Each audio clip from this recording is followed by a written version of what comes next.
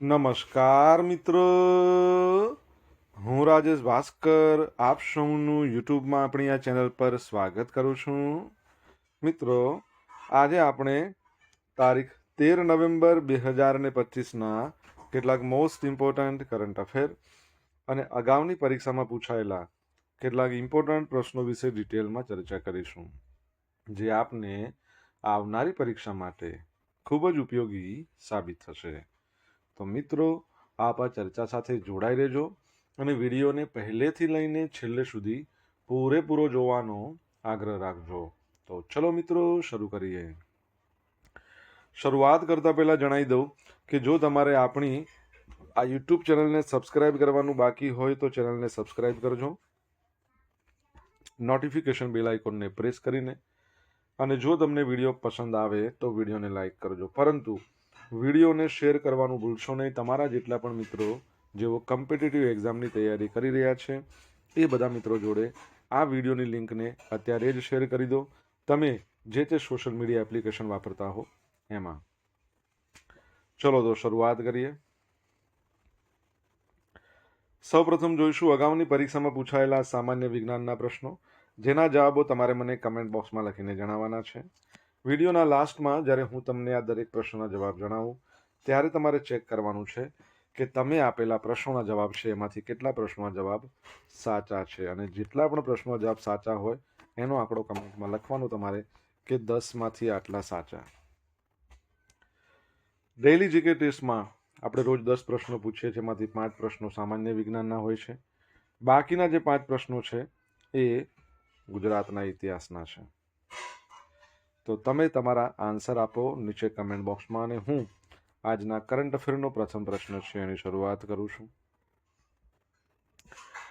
પ્રથમ પ્રશ્ન છે, તાજેતરમાં કયા સ્થળે રાજ્યપાલ શ્રી આચાર્ય દેવવ્રતજીના અધ્યક્ષસ્થાને નેચરોપેથી અને પ્રાકૃતિક ચિકિત્સા દિવસ પર્વનો શુભારંભ થયો હતો? તો જવાબ આવશે અમદાવાદ ખાતે. કઈ જગ્યાએ? અમદાવાદ ખાતે. તો ગુજરાત અને મહારાષ્ટ્રના રાજ્યપાલ તમને બધાને ખ્યાલ જ છે કે મહારાષ્ટ્રના જે પૂર્વ રાજ્યપાલ હતા, જેઓ હાલમાં આપણા ભારતના વાઇસ પ્રેસિડેન્ટ બની ગયા છે, તમારે એમનું નામ કહેવાનું છે. તો એમની જગ્યાએ અત્યારે જે વધારાનો જે ચાર્જ સંભાળે છે એ કોણ સંભાળે છે? તો આચાર્ય દેવવ્રત, જે આપણા ગુજરાતના રાજ્યપાલ છે, એમના અધ્યક્ષસ્થાને અમદાવાદની અંદર નેચરોપેથી પ્રાકૃતિક ચિકિત્સા દિવસ પર્વનો શુભારંભ થયો હતો. આ કાર્યક્રમના મુખ્ય મુદ્દાઓ અને તેની સિદ્ધિઓ નીચે મુજબ છે. 9 નવેમ્બર 2025ના રોજ આ પર્વ યોજવાયો હતો. કઈ જગ્યાએ? તો અમદાવાદની અંદર સાબરમતી રિવરફ્રન્ટ છે ત્યાં. અધ્યક્ષતા ગુજરાત અને મહારાષ્ટ્રના રાજ્યપાલ શ્રી આચાર્ય દેવવ્રતજી.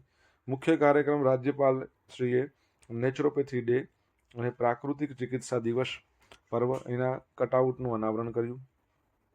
રાજ્યપાલશ્રીનો સંદેશ એમણે જણાવ્યું હતું કે આજના ભૌતિકવાદના યુગમાં દુષ્પરિણામો આપણે અનુભવી રહ્યા છીએ, ત્યારે સ્વાસ્થ્ય અને પ્રકૃતિ સાથે જોડાણનું મહાઅભિયાન ચલાવવા બદલ આયોજકોને એમણે અભિનંદન પાઠવ્યા હતા. હવે અહીંયા વર્લ્ડ રેકોર્ડ્સ થયા છે. આ ઉજવણી દરમિયાન 2 મહત્વપૂર્ણ વર્લ્ડ રેકોર્ડ સ્થાપિત કરવામાં આવ્યા. એક તો સામૂહિક વૃક્ષાસન અને ફેસ મડ પેક, બીજું 685 લોકોએ એક સાથે વૃક્ષાસન કર્યું હતું. તમામ 685 લોકોએ ચહેરા પર ફેસ મડ પેક કરીને સામૂહિક ધૂપ સ્નાન પણ કર્યું હતું.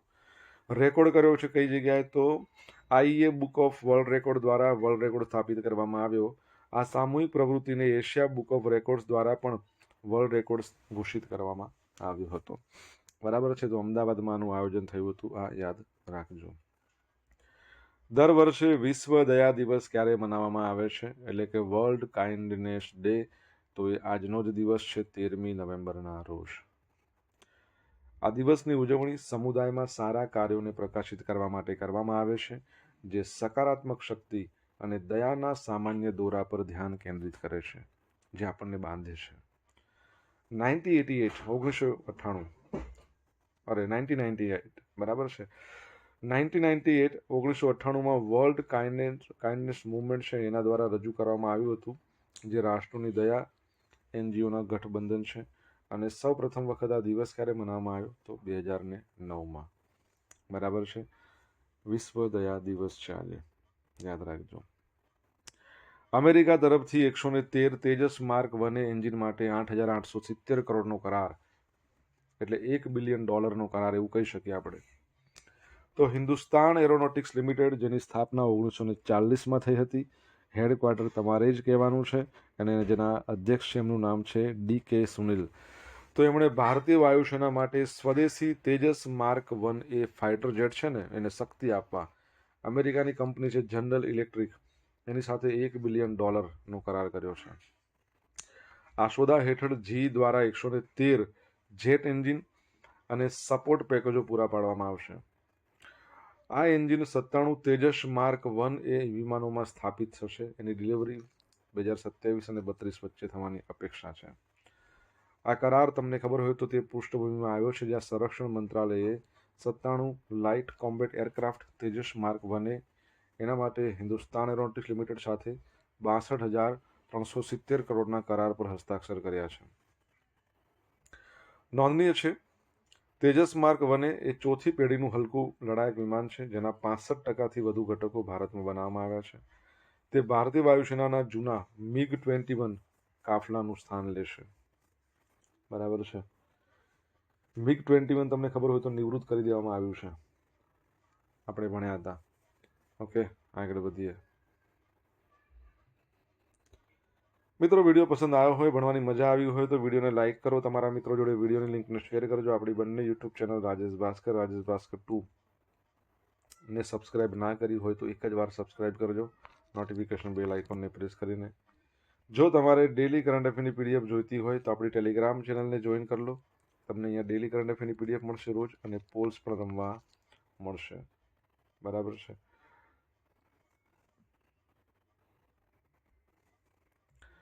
વડાપ્રધાન શ્રી નરેન્દ્ર મોદીની નવેમ્બર 2025ની ભૂટાન મુલાકાત દરમિયાન કયો હાઇડ્રો ઇલેક્ટ્રિક પ્રોજેક્ટ ઉદ્ઘાટિત થયો હતો અને તેની ક્ષમતા કેટલી? તો જવાબ શું આવશે? તો પુના સાંગચુ 2, જેની ક્ષમતા 1020 મેગાવોટની છે.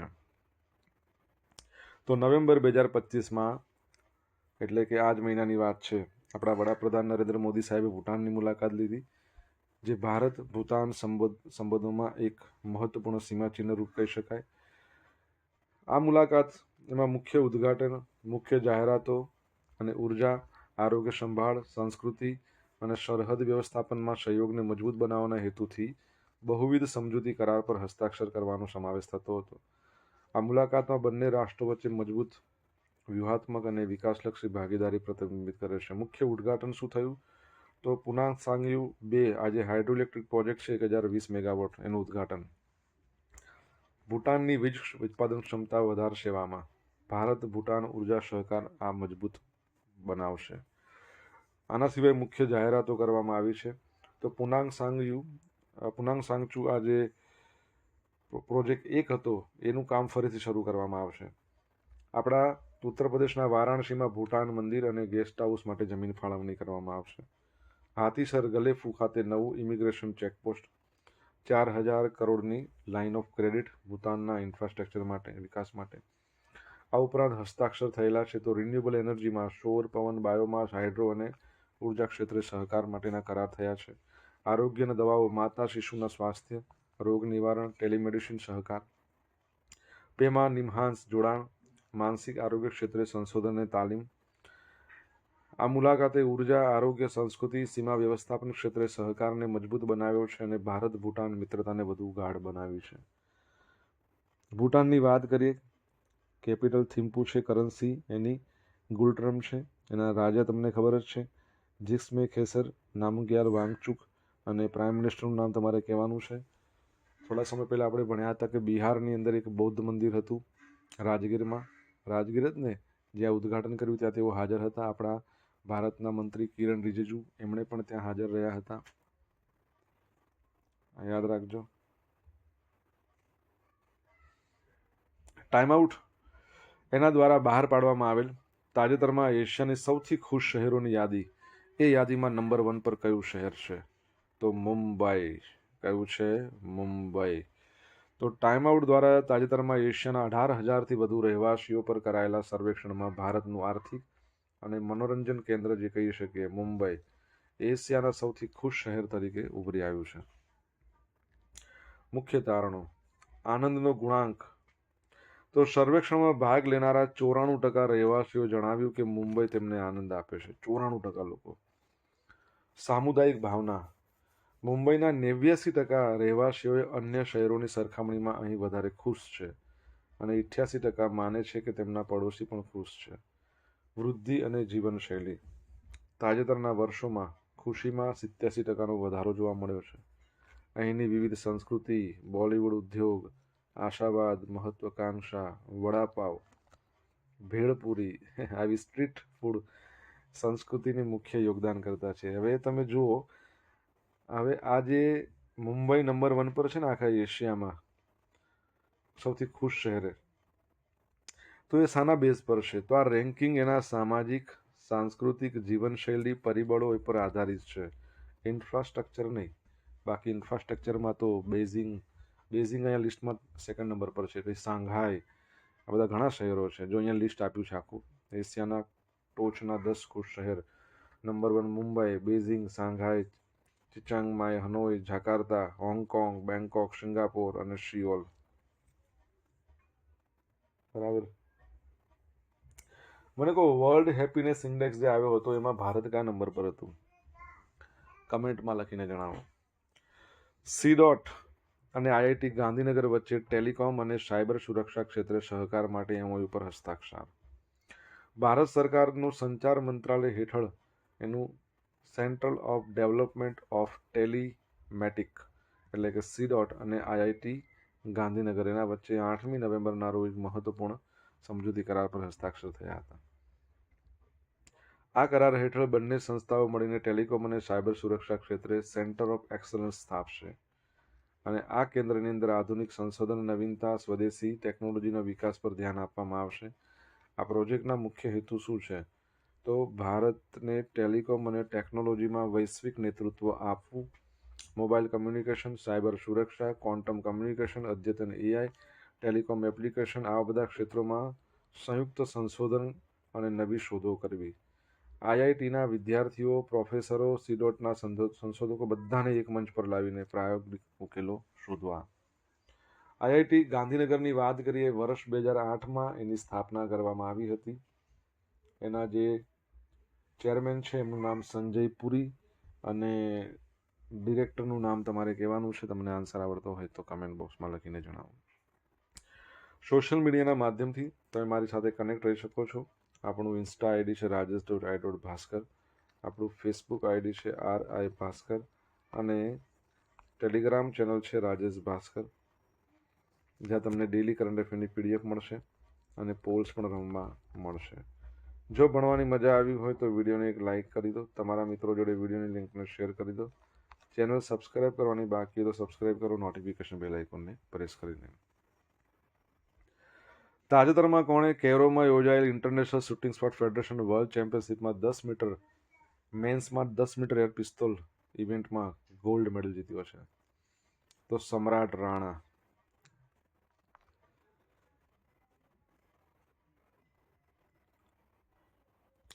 હરિયાણાના કરનાલના 20 વર્ષીય શૂટર સમ્રાટ રાણાએ કૈરોમાં યોજાયેલ international shooting sport federation world ચેમ્પિયનશિપમાં મેન્સ 10 મીટર એર પિસ્તોલ ઇવેન્ટમાં ગોલ્ડ જીત્યો. અને યાદ રાખજો, હિસ્ટ્રી રીચાઈ ગઈ છે.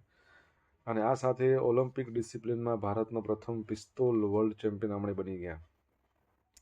મુખ્ય સિદ્ધિઓ જોઈ લ્યો તો વ્યક્તિગત ગોલ્ડ તો લાવ્યા જ છે. પોઈન્ટ કેટલા હતા? 243.7. ચીનના હુકાય છે ને એમના 243.3, એટલે 0.4થી હરાવ્યા છે ભાઈ. ટીમમાં પણ ગોલ્ડ લાવ્યા તો રાણા એમને 586નો સ્કોર, વરુણ તોમર 586, શ્રવણ કુમાર 582, બધાએ ભેગા થઈને 1754નો કુલ સ્કોર કર્યો અને ટીમને ગોલ્ડ અપાવ્યો. ભારતીય રેકોર્ડ થઈ ગયો. વરુણ તોમર છે ને એમણે વ્યક્તિગત મેન્સ જે 10 મીટર એર પિસ્તોલ હતી એમાં 221.7 પોઈન્ટ લાવ્યા, એટલે એમણે બ્રોન્ઝ મેડલ જીત્યો. અને આપણે આ રાણા છે એમણે, સમ્રાટ રાણાએ ગોલ્ડ જીત્યો છે. તો એક જ ઇવેન્ટની અંદર 2 મેડલ આવ્યા. એ પણ એક ઇતિહાસ રચ્યો કહી શકાય. ઇન્ટરનેશનલ શૂટિંગ સ્પોર્ટ ફેડરેશનની વાત કરીએ, 1907 એટલે કે 1907ની અંદર એનું સ્થાપના થઈ.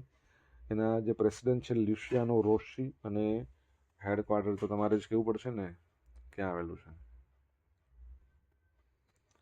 બ્રાઝિલના બેલેમ ખાતે ક્લાઇમેટ સમિટ. બ્રાઝિલના બેલેમમાં એક આબોહવા શિખર સંમેલનમાં વિશ્વભરના નેતાઓ ભેગા થયા હતા, જેમાં આબોહવા પરિવર્તન પ્રત્યેના ખંડિત વૈશ્વિક અભિગમ અંગે ચિંતા વ્યક્ત કરવામાં આવી હતી અને યુએસ સરકારની આબોહવા નીતિની ટીકા પણ કરવામાં આવી હતી. COP30 પહેલા યુએન સેક્રેટરી જનરલ એન્ટોનિયો ગ્યુટેરસ, તમને ખબર છે, ઓળખો છો ને તમે, ઇઝરાયલે અમને ના પાડી દીધી હતી કે ભાઈ તમે અમારા દેશમાં આવતા નહીં. એન્ટોનિયો ગ્યુટેરસ, બરાબર છે, યુનાઇટેડ નેશન્સના સેક્રેટરી જનરલ છે. તો એમણે રાષ્ટ્રોને ગ્લોબલ વોર્મિંગ 1.5 ડિગ્રી સેલ્સિયસ સુધી મર્યાદિત કરવા માટે વધુ પગલાં લેવા વિનંતી કરી. એમેઝોન નદીનું મુખ, એના પર વિશ્વના સૌથી મોટા વરસાદી જંગલની ધાર પર સ્થિત બેલેમ એનું કોન્ફરન્સ શહેર આ મહિનાની 10 થી 21 એટલે અત્યારે ચાલુ થઈ ગયું છે. ટોટલ 50,000 સૌભાગ્યોનું આયોજન કરશે. શાનું તો COP30 કોન્ફરન્સ ઓફ પાર્ટીસ, બરાબર છે. પરીક્ષામાં આવો સિમ્પલ પ્રશ્ન પૂછાય કે COP30નું આયોજન તાજેતરમાં ક્યાં કરવામાં આવ્યું, તો બ્રાઝિલ આપ્યું તો બ્રાઝિલ, અથવા બ્રાઝિલનું બેલેમ લખ્યું તો બેલેમ. હવે પ્રશ્ન તમારા માટે એ છે કે COP29નું આયોજન ક્યાં થયું હતું? તમને ખ્યાલ હોય તો તમે કમેન્ટ બોક્સમાં લખીને જણાવી શકો છો.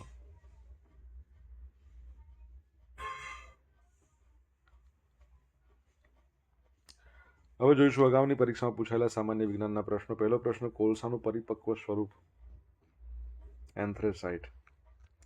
કયા યંત્રની શોધ ભારતીય વૈજ્ઞાનિક જગદીશચંદ્ર બોઝે કરી હતી? કેસ્કોગ્રાફ. વિદ્યુત પ્રવાહની હાજરી નોંધવા માટે કયું યંત્ર વપરાય છે? તો ગેલ્વેનોમીટર. લીંબુ, નારંગી, આમળામાંથી આપણને કયું વિટામિન મળે? તો વિટામિન સી. સૂર્યનો સૌથી નજીકનો ગ્રહ બુધ, જેને એક પણ ઉપગ્રહ નથી. હવે જોઈશું અગાઉની પરીક્ષામાં પૂછાયેલા ગુજરાતના ઇતિહાસના પ્રશ્નો. પહેલો પ્રશ્ન, કોના સમયમાં આબુ પરના આદિનાથનો ભવ્ય પ્રસાદ બંધાવાયો હતો? તો ભીમદેવ એક. કાઠિયાવાડમાં 1863માં ઔરંગઝેબ સામે નીચેના પૈકી કોણે બળવો કર્યો હતો? રાયસિંહ.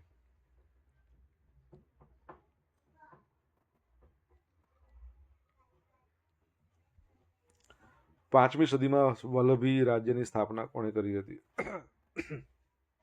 સેનાપતિ ભટ્ટારક.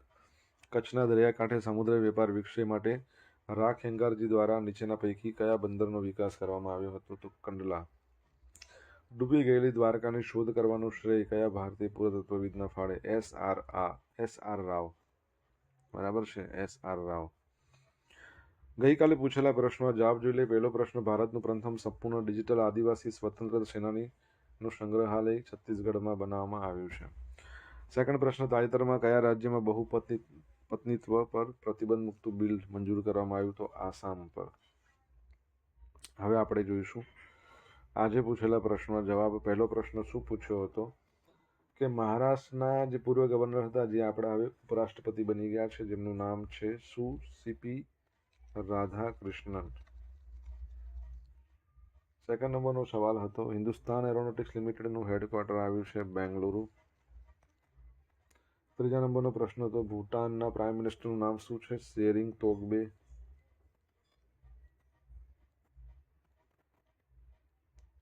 ચોથા નંબરનો સવાલ શું હતો? વર્લ્ડ હેપીનેસ ઇન્ડેક્સમાં ભારત 118. પાંચમા નંબરનો પ્રશ્ન શું હતો? ઇન્ટરનેશનલ શૂટિંગ સ્પોર્ટ ફેડરેશનનું હેડક્વાર્ટર ક્યાં આવેલું છે? મ્યુનિચ, જર્મનીમાં. મ્યુનિચ એટલે કે જર્મની. છઠ્ઠા નંબરનો પ્રશ્ન કે આઈઆઈટી ગાંધીનગર છે એના ડિરેક્ટરનું નામ? રજિત મુના. અને છેલ્લો 7મા નંબરનો પ્રશ્ન હતો, COP29નું આયોજન ક્યાં કરવામાં આવ્યું હતું? બાકુ, અજરબેજાન, બરાબર. હવે જોઈશું ગઈકાલના કરંટ અફેરમાંથી પૂછેલા કેટલાક ઇમ્પોર્ટન્ટ પ્રશ્નો, જેના જવાબો તમારે કમેન્ટમાં લખવાના છે. પહેલો પ્રશ્ન, ગુજરાત સરકારે માવઠાને કારણે પાકને થયેલા ભારે નુકસાનને ધ્યાનમાં લઈ ખેડૂતો માટે કેટલા રૂપિયાનું સહાય પેકેજ જાહેર કર્યું છે? જવાબ આવડે તો કમેન્ટમાં લખજો. સેકન્ડ પ્રશ્ન, 2025નો બુકર પ્રાઇઝ કોણે જીત્યો છે? તો મિત્રો જવાબ આવડે તો કમેન્ટ બોક્સમાં લખીને જણાવજો. તો આ હતા આજના દિવસના કેટલાક મોસ્ટ ઇમ્પોર્ટન્ટ કરંટ અફેર સાથે આપણે જોયું અગાઉની પરીક્ષામાં પૂછેલા ઇમ્પોર્ટન્ટ પ્રશ્નો એના જવાબોની સાથે. આશા રાખું બધાને ભણવાની મજા આવી હશે. મજા આવી હોય તો વિડીયોને લાઇક કરો, તમારા મિત્રો જોડે વિડીયોની લિંકને શેર કરજો. આપણી બંને યુટ્યુબ ચેનલ રાજેશ ભાસ્કરને સબસ્ક્રાઈબ કરવાનું બાકી તો સબસ્ક્રાઈબ કરજો, નોટિફિકેશન બેલ આઇકોનને પ્રેસ કરીને. તો મિત્રો thank you so much for watching this video. Have a nice day. જય હિન્દ, જય ભારત, જય જય ગરવી ગુજરાત.